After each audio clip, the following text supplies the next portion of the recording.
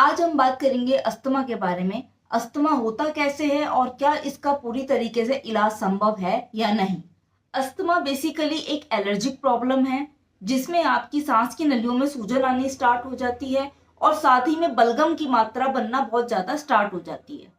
अब जब बलगम बनना ज्यादा स्टार्ट हो जाता है, सूजन ज्यादा हो जाती है, तो आपकी सांस की नलियां ब्लॉक हो जाती हैं और ब्लॉक होने की वजह से सांस लेने में दिक्कत आनी स्टार्ट हो जाती है और कफ के साथ बलगम आना स्टार्ट हो जाता है।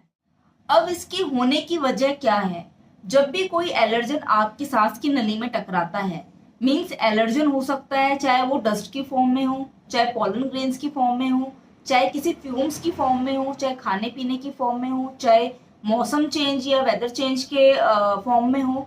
तो एलर्जन किसी भी फॉर्म में हो सकता है और जब ये एलर्जन आपकी सांस की नली में एंटर होता है तो आपका जो बॉडी का डिफेंस है वो एक्टिव हो जाता है। नॉर्मली हम लोगों में एक्टिव होना चाहिए, लेकिन अस्थमा के पेशेंट में बहुत ज्यादा ओवर एक्टिव हो जाता है और ओवर एक्टिव होने के कारण से हमारे खुद के सेल्स को नुकसान पहुंचता है और नुकसान पहुंचने की वजह से हमारी सांस की नली में स्वेलिंग और बलगम बनना स्टार्ट हो जाता है, जिस वजह से अस्थमा के पेशेंट जो हैं वो अस्थमैटिक अटैक का सामना करते हैं।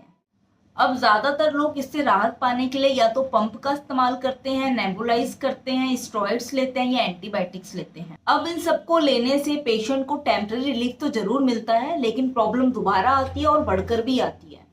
अगर इससे आपको पूरी तरीके से राहत पानी है तो आपको प्रिवेंशन के साथ ट्रीटमेंट भी ऐसा लेना होगा जिससे ये प्रॉब्लम आपको दोबारा फ्रिक्वेंटली ना आए।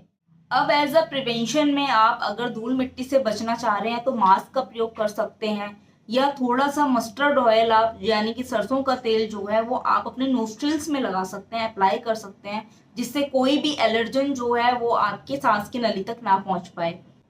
और जिन चीजों के खाने पीने से आपकी प्रॉब्लम बढ़ती है आप उसको अवॉइड कर सकते हैं, ठंडी चीजों को अवॉइड कर सकते हैं। लेकिन ये चीजें आपकी टेम्पररी है, आप इन चीजों को हमेशा अवॉइड नहीं कर पाएंगे।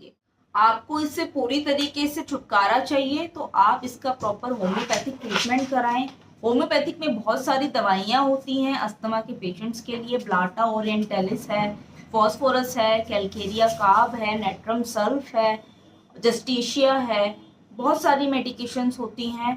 लेकिन डिपेंड करता है पेशेंट की हिस्ट्री पे, उसकी प्रॉब्लम के हिसाब से, उसको किस एलर्जन से प्रॉब्लम हो रही है, तो बहुत सारी चीजें मैटर करती है। आप अपने होम्योपैथिक डॉक्टर को प्रॉपर अपनी हिस्ट्री दें तो वो आपको प्रॉपर उसका ट्रीटमेंट देंगे और आप पूरी तरीके से इससे निजात पा सकते हैं।